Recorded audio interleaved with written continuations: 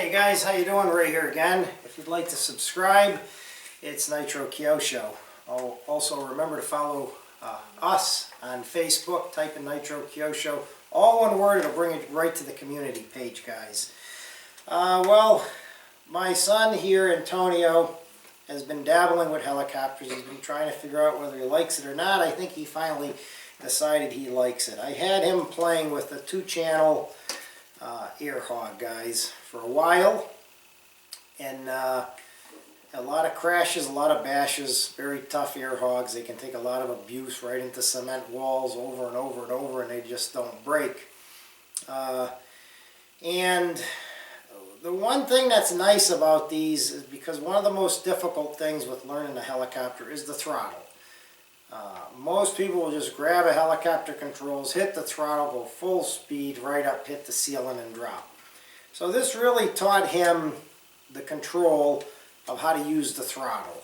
Okay, they're not the best to learn on because they actually make it more frustrating, a 2-channel helicopter.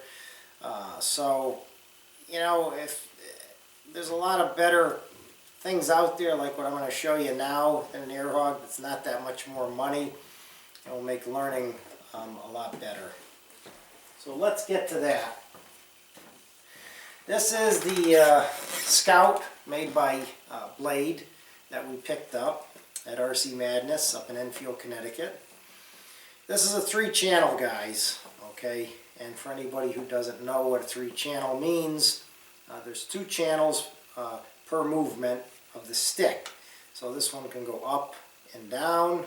It has the ability to turn left and to turn right, and it has the ability to fly forward and the ability to fly backwards. And also, it's really light, so you gotta be gentle and don't make it crash into the walls or this stick, this like little carbon stick and break. Yes, really easily.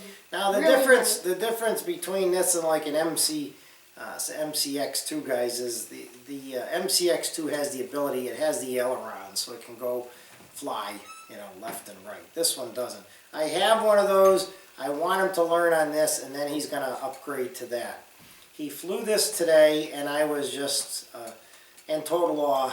He was able to fly it, the entire battery, all around, land it, no crashes, no bashes, no trouble. And he really liked it, and he was so happy with himself, and I was so proud of him for doing that. So when we had kisses. Yeah, and we celebrated with a couple of kisses, right? Yeah. So, anyways, guys, not a whole lot. I mean, it comes with a controller, 3-channel, like I said. It's 2.4 gigahertz, so no interference. It's already bound. Always check your trims though, guys. For anybody who doesn't know, I'm going to turn this controller on. I'm going to come up there so you understand this. And this is a ready to fly helicopter. So let me show them this, okay? When you get these guys, you don't know if these things were trimmed at the factory. The easiest way is if you take these and people say, I don't know where the middle is. Well, I'm going to show you how to figure out the middle on all of these trims. So listen. You hear that? The beeps. Now listen, you'll hear when it hits the center. You hear that? You get a long beep.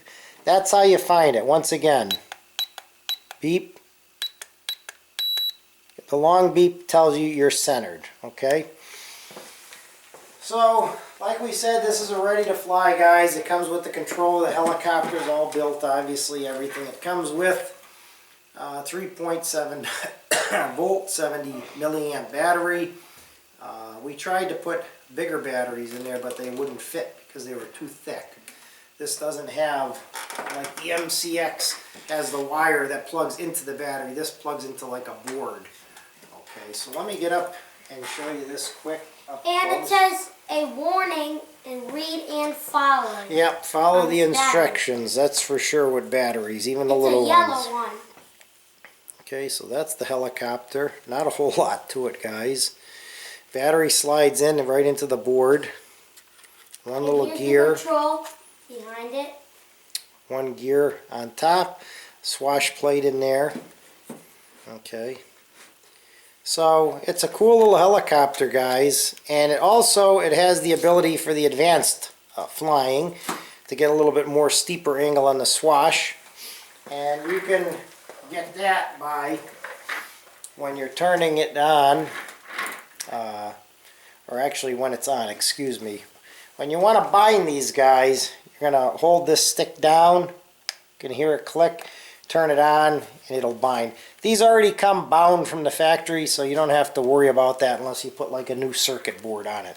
But once it's turned on, excuse me, you just hold this down and the light will change and you'll know that you're in the advanced mode. But it tells you how to do that in the book. Not a whole lot in the book to really read. I mean, it's ready to fly. It's already bound when you get it and everything. Make sure that your trims are all centered. It comes with a little screwdriver like they all do for working on it, and a little instructions for the battery safety guidelines and everything. And if you don't have a charger already from having some of the other helicopters, this actually plugs right into the bottom and charges off the batteries. They give you the batteries too, 4 AA batteries to go in the back here. And I think just about anybody could pick this thing up and fly it. This little guy here flew it around beautifully. He was so excited and happy. What do you want to say? What did you think of the flying of it compared to the air hog? Are you starting the questions? Yes, I'm asking you a question. Oh. What do you think of that compared to the air hog? The air hog is like a junk helicopter. No, it's not a junk helicopter. But kind of, and these missiles really disturb me by shooting it. And this one doesn't have any because I know this one's more delicate than this one. But this one this is easier to like land, and this is not because it just falls over because the wheels, there's like wheels on the These bottom. do give you a good sense of some controls, guys, and they do help with learning the throttle, you know. Now he flew this, and what did you think of flying that? This was easier to fly, and this was really, I think this is a good helicopter because it's really, you really have to be careful with it, and Got to have more respect for it because it's more expensive. And it's really, like, I learned on that, and this is really easy to fly for 7 or 6-year-old maybe, 7 or 8 maybe. Okay. All right, so thanks to our friend Chris up at RC Madness in Enfield, Connecticut. Anyone in the local area that wants to contact them, 860-741-6501. You're not going to find a better guy to deal with than Chris at RC Madness. And we'll wrap this video up, guys. We're going to make a video of him flying this soon. And this has some... oh yeah, it has an instruction booklet and everything with it. So, all right, say goodbye to everybody. Bye. Next time you see us, guys, this will be flying.